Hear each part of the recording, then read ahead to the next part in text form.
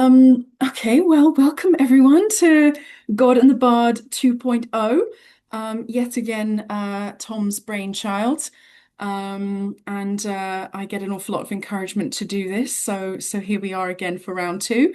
So another series of plays coming your way. So this series will yet again be exploring the interconnection between the Judeo-Christian God of Renaissance Europe and how Shakespeare employed, subverted, or sanctioned religious ideas in his works and what the message might be for us now. So this week we will look at Henry V. Next week we will look at Macbeth. And in the last week, we'll look at Othello. So as before, I'll be speaking for about 35 minutes, and then we'll have the Q&A immediately after. So everyone is very welcome to contribute to that. So let's begin.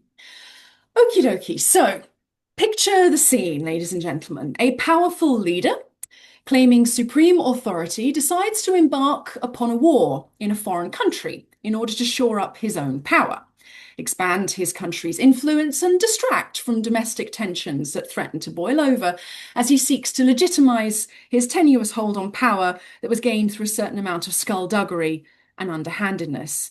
Who else would I be talking about other than, of course, Henry V, who embarked upon an almost foolhardy mission to reclaim English territories in France that he believed were his by divine and regal right. Any resemblance to leaders past or present is purely coincidental. Shakespeare's most martial play is probably the best known of the so-called history plays, which are distinct from the more famous comedies and tragedies. So there's a nice picture of Henry V. So within the genre of history, you can see there a page from the first folio, there are no soul-searching Hamlets, no tortured Macbeths, no whimsical lovers lost in the woods in the madness of an Athenian midsummer night. Instead, we have 10 history plays exploring a tumultuous period in medieval English history with the Plantagenet kings as their central stars. So here they are. The Plantagenets were the royal dynasty that ruled England from the 1100s to 1485, beginning with Henry II, over on the left there, an empire builder who controlled vast lands in France, and it was ending in the chaos of the Wars of the Roses and the establishment of the Tudor dynasty, with Henry VII in 1485. In between, we have figures like King John, who was famous for being forced to sign the Magna Carta. We have warrior kings like Richard the Lionheart, who spent much of his reign on crusade in the Middle East. And we have Edward III, who launched the Hundred Years' War by pressing his claim to the French crown through his mother's lineage after the French king died without a clear male heir. But by the 15th century, that legacy collapsed into civil war. York against Lancaster, cousin against cousin, leaving the crown unstable and contested. On the way, many kings, lords, earls, dukes, and princes are deposed, betrayed, and stabbed in the back, both literally and figuratively. So there you go, there's a nice big list for you there. And they were all struggling to claim the throne as their own and leave their marks on English history. The young princes in the Tower, the sons of Edward IV and heirs to the throne, were most likely murdered on the orders of their power-mad uncle Richard III, who saw their existence as threats to his claim to the throne. The 17-year-old Edmund, Earl of Rutland, was stabbed by Lord Clifford while fleeing in a battle in revenge for the murder of Lord Clifford's father by the Earl of Rutland's father. But the prize for most unfortunate death of the era goes to George, Duke of Clarence, and you see I've put a red circle around him, who was brother to Edward IV and Richard III, but was convicted of treason against the former and was imprisoned in the Tower and reportedly drowned in a large butt of Malmsey wine. And it wasn't just the men who suffered. A special mention must be made of Clarence's daughter, Lady Margaret Pole, there she is, who was feared and hated by Henry VIII, and she was the last scion of the House of York. Her son, Cardinal Pole, was vehemently opposed to the king's break with Rome and marriage to Anne Boleyn, and Margaret had a powerful and legitimate claim on the throne, which she never acted upon. In fact, she was a governess to Henry's daughter, the Princess Mary.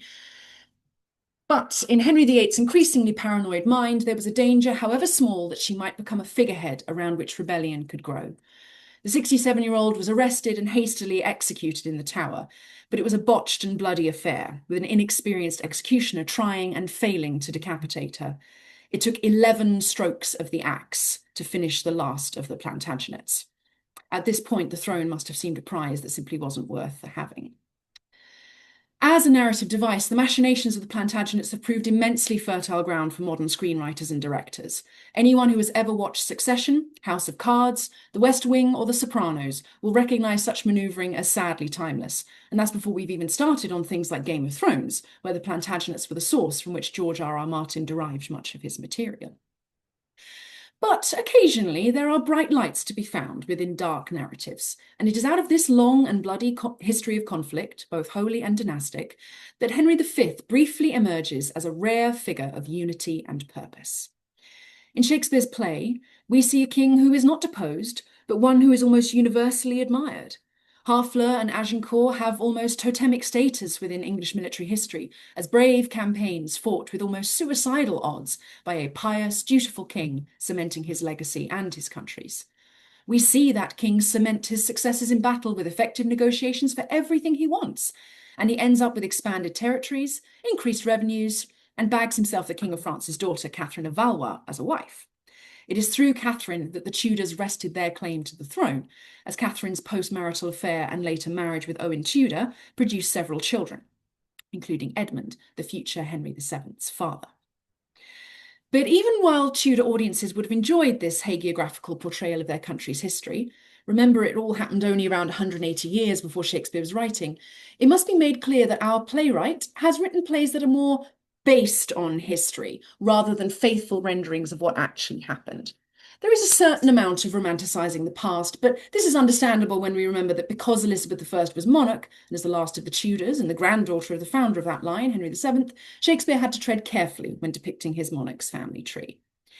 But in Henry V, Shakespeare does not simply present us with a successful king to appeal to his boss and the patriotic masses. He presents us with a king whose military success appears divinely sanctioned. The messiness of dynastic violence, usurpation, and political opportunism is reframed within a narrative that suggests order, purpose, and, crucially, that one has God's approval to execute the royal vision, even if that means going to war. But even the concept of war is transformed with the inclusion of the divine.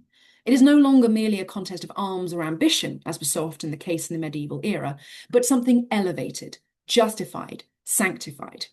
For if Henry's cause can be presented as righteous, then God is no longer a distant observer of human conflict, but an active participant within it, invoked, appealed to, and ultimately recruited in the service of war. At the start of the play, the Archbishop of Canterbury and the Bishop of Ely are discussing the king and how much they admire him as a true lover of the Holy Church, even though his younger days did not promise it. Canterbury reminds us of how, when Henry was merely Prince Hal, he was the original playboy prince, drinking, gambling, and whoring his way through life without a care in the world. And here is a still of Tom Hiddleston as the playboy prince from the excellent Hollow Crown series, which I have checked is available on Apple TV for our American cousins. So Canterbury's description of Hal's wild behaviour is the complaint of every concerned parent with a rebellious teenager on their hands. His addiction was to courses vain, his companies unlettered, rude and shallow, his hours filled up with riots, banquets, sports, and never noted in him any study. Shakespeare's description of the prince is all the better for being absolutely true. An almost contemporary writer of the real Henry V, Tito Livio Fulovisi, used classical allusions to describe how the young prince was a fervent soldier of Venus, as well as of Mars. Who says men have to choose between being a lover and a fighter? Why not be good at both? Yet when his father died, the prodigal son experienced a Damascene moment, putting his wilder days behind him and becoming a sober, pious, and focused monarch. There's nothing quite like the zeal of the convert, and Henry's piety was strong in the extreme. He even had a tonsured haircut to resemble that of priests to demonstrate his rejection of earthly fashions and concerns. For Shakespeare's purposes, a reformed sinner who becomes his country's salvation is too rich a narrative seam not to mine. It makes Henry's successor seem all the more extraordinary, given how unpromising his youth had been. But there was good reason for Henry's extraordinary religious fervour, for this most pious of kings had a mortal stain on his name that no quantity of prayers could wipe clean. Henry V's father, the fourth of that name, had usurped the crown from his cousin, Richard II, who had no heirs and who died in suspicious circumstances not long after. Although Henry IV was a grandson of Edward III, there were other male descendants with stronger claims to the throne, and Henry V's lack of comfortable legitimacy was a thorn in his side. So when the clergy enters the throne room and Henry asks them to justly and religiously unfold the arguments to unwind his bloody flag in France, it is not just a nod to religious niceties. His military campaign needs divine approval, as his claim to the throne already rests on such unsteady ground. God is the ultimate soldier that must be recruited as early as possible. For what greater legitimacy could Henry have than that which God bestows? But Henry is well aware of the earthly and unearthly price of war, as he reminds the clergy that God doth know how many now in health shall drop their blood in approbation of what your reverence shall incite us to. Therefore, take heed how you impawn our person, how you awake our sleeping sword of war. We charge you in the name of God, take heed. Henry's reticence to start a war without it being properly sanctioned is quite refreshing for us now, but that probably has something to do with the fact that he knows he would have to lead his men into battle with all its associated risks. And after all, who would follow a leader who would avoid active military service? Yet again, Henry invokes the divine to give weight and moral authority to the situation. Not only is Henry's God counting every hair on their soldiers' heads, he is also counting every drop of blood that will be spilt by his divinely anointed servant. As we are over 115 years pre-Reformation, Henry V is not the head of the church in England, but subservient to it. That is why he observes that the archbishops may incite him to war, as the church is not yet under his command. However, Henry's subservience and piety has its rewards, both divine and earthly. Once the king is starting to lean toward marching to war, the archbishops present him with another, far more earthly enticement to do so. In aid whereof we of the spirituality will raise your highness such a mighty sum as never did the clergy at one time bring in to any of your ancestors. Money was literally going to rain down from heaven on him, so whatever Henry's military concerns might have been, financing them was not one of them. At this moment in history, the senior clergy were trying to derail legislation going through Parliament that would start taxing the church. So a huge sum of money, although less than they would have been taxed, was offered by them to the king to forestall this. Shakespeare portrays the church's cooperation with the monarchy as a form of calculated self-preservation. But by binding itself to royal ambition, the church ensured its own dependency, and what appeared to be loyalty to the state was in fact the beginning of subjugation, which Henry VIII fulfilled during the Reformation a century later. Although we can all see the clergy's offer for the blatant bribe that it is, nevertheless, the offer seems to soothe Henry. He then determines to set out for France, either to bend it to our oar or break it all to pieces. Yet, even as Henry frames his campaign in terms of overwhelming force and near total domination, he is careful to distinguish himself from the very image such rhetoric evokes. He insists, almost offensively, that we are no tyrant, but a Christian king. Here, Henry is attempting to legitimize his use of violence against other Christians by emphasizing that this use of force is not usurpation or opportunism, but a result of God's divine order, and that he will therefore conduct himself as mercifully as he can. Henry is dressing himself most elegantly in the language of sanctimony, as he positions himself not as an all-powerful king, but merely as an instrument of God and God's will. Quite the manipulation of language. As the play progresses, Henry's skill with language becomes clearer, and it is most evident in his set-piece speeches spurring on his soldiers, with the first of these coming at the siege of Harfleur. Located at the estuary of the Seine River, the town of Harfleur, now Honfleur, was a strategic target, and Henry needed control of the town in order to allow for troops and supplies to flow unimpeded into France. His exhausted troops are spurred on by his famous exhortation, "Once more into the breach, dear friends, once more, or close the wall up with our English dead." Henry plays upon nationalism 3 more times in this speech alone, referring to "you noblest English" and "you yeomen whose limbs were made in England." But it is his last reference at the end of the speech that is most relevant for us and the most famous. His terrific battle cry of "Cry God for Harry, England and St. George" has the king invoking everything that soldiers ought to fight for. The order of who Shakespeare named is significant. We start with God, move to the king, then the country, then the patron saint. This is the divinely sanctioned order, and Henry will not see it corrupted. St. George, lest we forget, was a dragon slayer, a warrior with God on his side. Invoking him is not just lazy patriotism, it is connecting England to a tradition of righteous violence, and frames the siege of Harfleur as part of a particularly English narrative of victory over evil. Henry's cause and its justification exist within a single shout. Divine authority, national identity, and political leadership have fused and become enmeshed. Even the use of the imperative verb cry is noteworthy. It is collective, vocal, and highly emotional. The very act of crying God's name mobilizes him and spurs on the soldiers to conquer the town.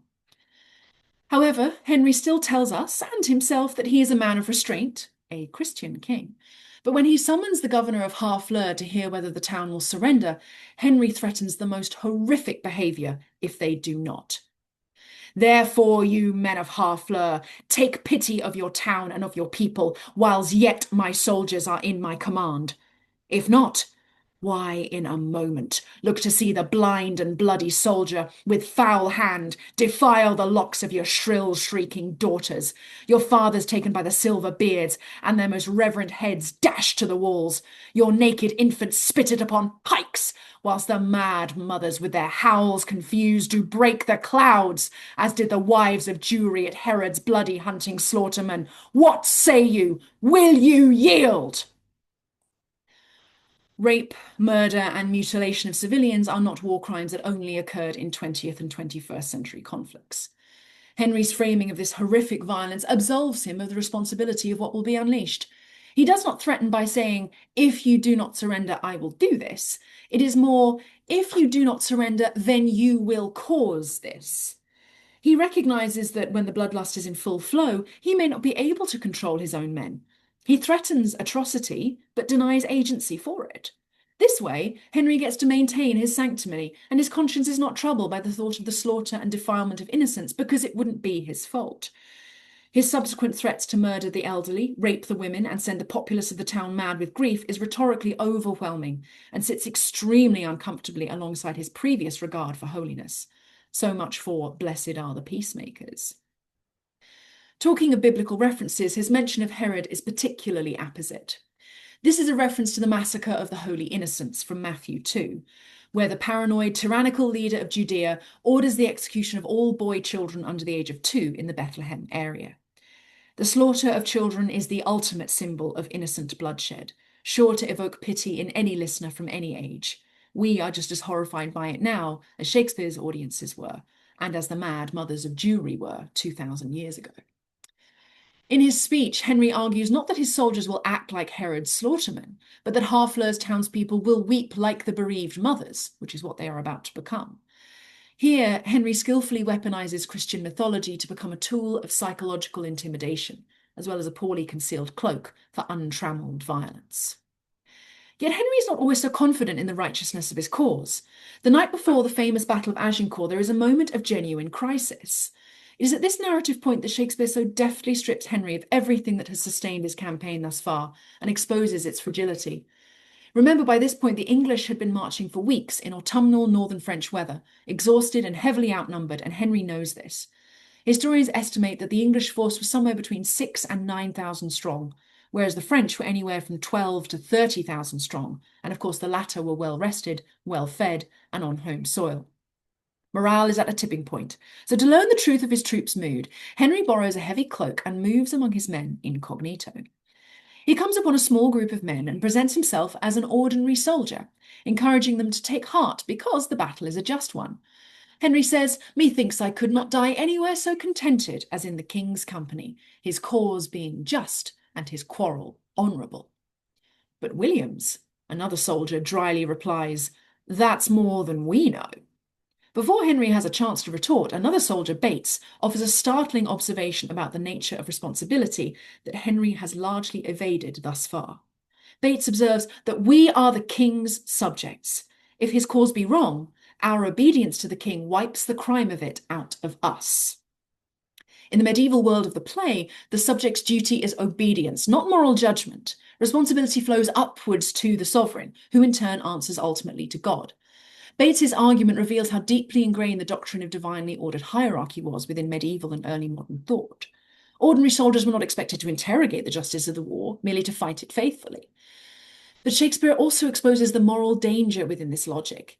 Bates's reasoning effectively transforms obedience into a form of spiritual indemnity. So long as one follows lawful authority, personal guilt disappears. In this formulation, conscience itself is now surrendered to hierarchy, which we would surely view as deeply problematic now. The individual no longer bears responsibility for violence committed in war because the burden has been transferred first to the king and ultimately to God, who sanctions that kingship. It is precisely this chain of delegated moral responsibility that allows God to become recruited into the machinery of conflict. If the king fights under divine authority, then obedience to the king appears to cleanse the subject of wrongdoing. Williams, however, refuses to accept such easy absolution. His superb response raises a question that cuts to the very heart of the play. What if the king's cause is not just? If the war itself is morally corrupt, then what becomes of the souls of the men who die fighting it? In one of the most devastating descriptions in all literature of the slaughter of war and its moral consequences, Williams outlines the heavy cost. But if the cause be not good, the king himself hath a heavy reckoning to make, when all those legs and arms and heads chopped off in battle shall join together at the latter day and cry all, we died at such a place. Some swearing, some crying for a surgeon, some upon their wives left poor behind them, some upon the debts they owe, some upon their children rawly left. I am afeard there are few die well that die in a battle. For how can they charitably dispose of anything when blood is their argument? Now, if these men do not die well, it will be a black matter for the king that led them to it. This brilliant and visceral rendering of the human cost of war is a profoundly dangerous idea within the world of the play, because it challenges the entire edifice upon which Henry's authority has rested. Until now, God has repeatedly been invoked as guarantor of the king's righteousness. The bishops sanctify his claim, scripture and providence are woven into the language of conquest, and victory itself has been framed as evidence of divine favour. Yet Williams forces Henry to confront an unsettling possibility, that for all the sanctimony and religious window dressing, ultimately, how can a leader charitably dispose of anything when blood is his argument? A question that still hovers over every conflict today, and for which there is never a good answer. Rather predictably, Henry is outraged by William's questioning, responding with a lengthy rant, claiming that the king is not bound to answer the particular endings of his soldiers. In other words, he doesn't owe any of you an explanation, and how dare you even demand one in the first place? And that while every subject's duty is the king's, every subject's soul's his own. It's an ingenious piece of reasoning, but also an evasive one. Henry attempts to separate the king's political decision to wage war from the consequences suffered by those compelled to fight it. Guilt and shame have long been noted as overwhelming feelings that combat veterans suffer with, and it seems such feelings have a long history. Earlier in the play, responsibility had been collective, bishops, king, and kingdom united beneath the apparent sanction of God. But now, faced with the prospect of judgment, Henry subtly individualizes responsibility instead. Divine approval is confidently shared when war is being justified, but accountability becomes personal when the cost of that war is reckoned with.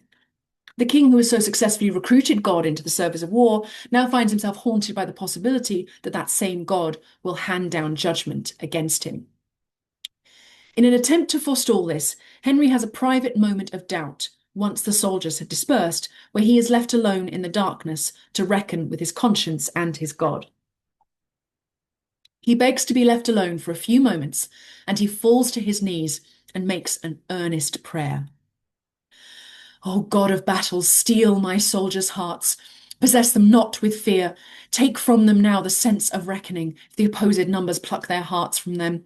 Not today, O Lord, oh, not today. Think not upon the fault my father made in compassing the crown. I, Richard's body, have interred anew, and on it have bestowed more contrite tears than from it issued forced drops of blood. 500 poor I have in yearly pay, who twice a day their withered hands hold up toward heaven to pardon blood.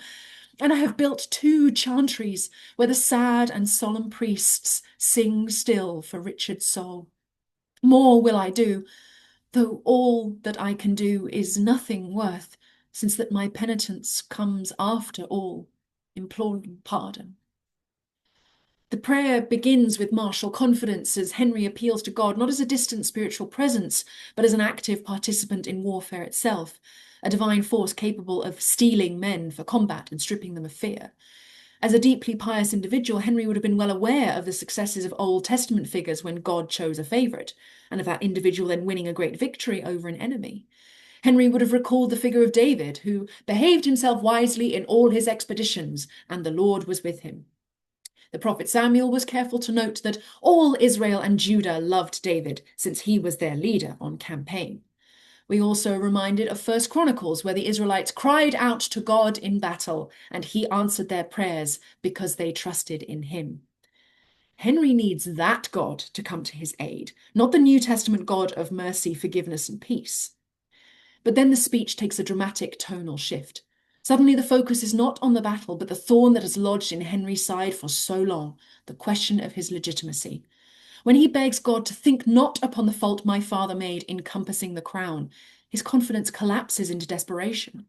Henry's greatest fear is not the French army camped a few hundred yards away, but divine judgment for the usurpation committed by his father.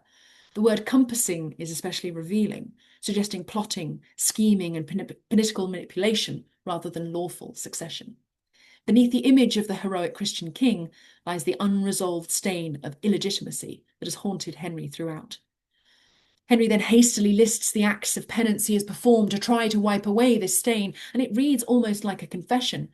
Richard II's body has been reburied honourably, with Henry's contrite tears anointing the corpse, and Henry has even recruited outside help to expiate the sin of regicide.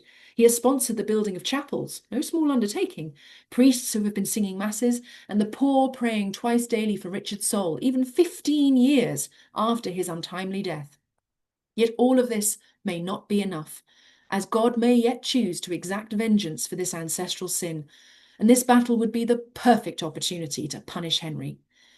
Exodus's warning that the sins of the father will be visited on the son must have been ringing in Henry's ears. His final admission leaves him laid completely bare.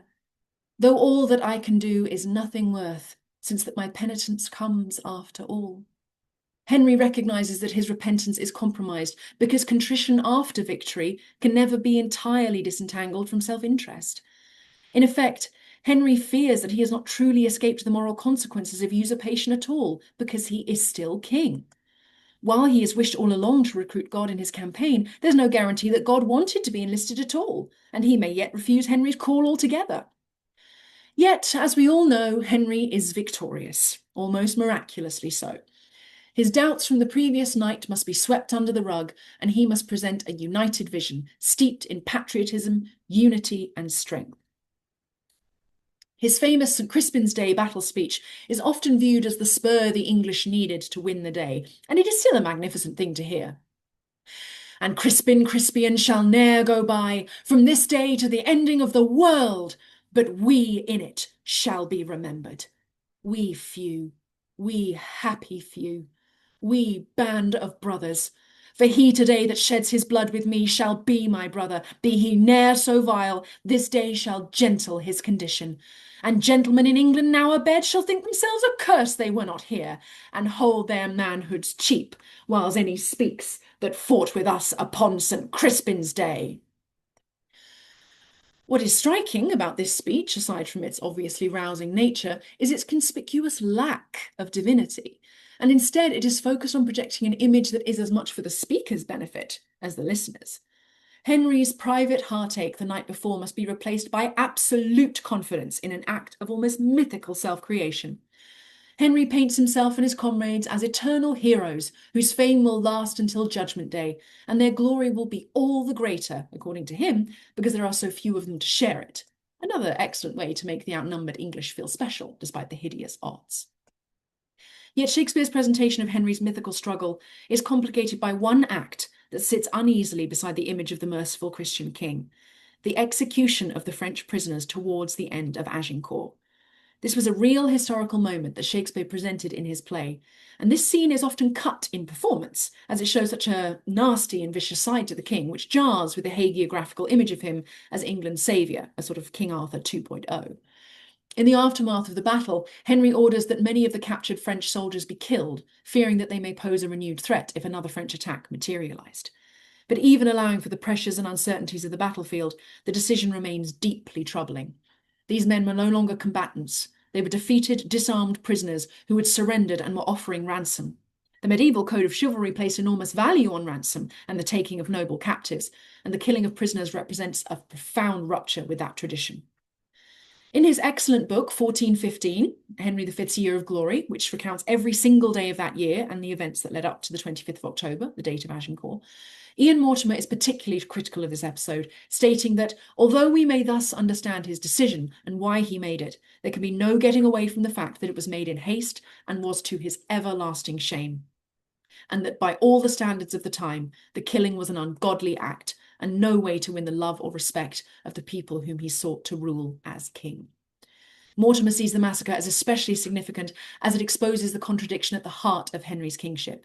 The same ruler who presents himself as God's servant and a defender of Christian order authorises an act that appears to violate the very principles he claims to embody. But this is all largely forgotten in the intoxicating feeling of victory. The battle is, of course, a success, and immediately after, Henry demands of the French herald to know if the day be ours or no. And when the herald replies in the affirmative, the day is yours. Henry's first response is, "Praise be to God, and not our strength for it." The French capitulate, Henry gets his territories and kingdoms and the daughter of the King of France, and sails home having achieved everything he wanted and more. What Henry offered in the St. Crispin's Day speech, a kind of secular immortality, is now achieved. The chance to live forever in the collective memory of a nation that will indeed go on to mythologise this battle, and Shakespeare's plays had a profound impact in the creation of that myth. However, the play is neither a straightforward celebration of war nor a simple condemnation of it. Shakespeare gives us stirring heroism, unforgettable rhetoric, and moments of genuine courage, but he also repeatedly exposes the moral and spiritual tensions that lie beneath them. What makes the play so enduring is precisely this instability. The same king who speaks movingly of brotherhood also threatens atrocities at Harfleur. The monarch who claims to be no tyrant, but a Christian king, invokes the imagery of Herod's slaughter. The leader who publicly cries, "God for Harry, England and St. George," privately begs heaven not to remember the blood guilt upon which his dynasty was founded. And this is the crux of it. Once religion can be successfully recruited into war, then a kind of moral absolutism takes over, where a leader's legitimacy, military prowess, and decision-making cannot be questioned. Wrongs become right. Violence and bloodshed now become permissible. Compassion and peace are expendable, and there is nothing that isn't justified if God is your first and last soldier. The final speech of the play tells us what happens after this great victory, and the picture is not a rosy one. Shakespeare describes how Henry most greatly lived this star of England. Fortune made his sword, by which the world's best garden be achieved. And of it left his son, imperial lord, Henry VI, in infant bands crowned king of France and England, did this king succeed, whose state so many had the managing, that they lost France and made his England bleed. God didn't have to wait too long to punish Henry after all, as the consequences of Henry's relentless campaigning in France came to their logical conclusion. While besieging Meaux, a small town east of Paris, Henry fell ill and died, most likely of dysentery, at the age of 35, before he could be crowned King of France. The 8-month-old Henry VI's monarchy was managed by a series of power-hungry relatives who soon fell to fighting amongst themselves for control and money, which weakened the English military presence in France. Henry VI grew up to be a weak, easily manipulated ruler who completely lacked his father's military brilliance and political resolve. His inability to govern led directly to the loss of France, the outbreak of the Wars of the Roses, and his own eventual murder. Interestingly, it was another individual who claimed direct divine support who rose up to counter English gains in France, Joan of Arc, whose victory at the Siege of Orléans allowed Charles VII to be crowned King of France. This started an avalanche of French military successes that ended with a decisive defeat of the English and the complete erasure of Henry V's conquests, a mere 40 years later. 5 centuries on, our leaders often continue to wrap military action in the language of destiny, righteousness, providence, freedom, civilization, or national mission. God is still invoked before wars begin, still enlisted in political rhetoric, still asked to sanctify violence and reassure populations. Shakespeare's play offers no easy answers, but it does leave us with an uncomfortable and very necessary warning. Whenever a ruler claims that heaven endorses his or her cause, citizens should listen very carefully, not only to what is being said in God's name, but also to what that language permits men to do to one another once they believe that God has joined them. Thank you very much. Okay.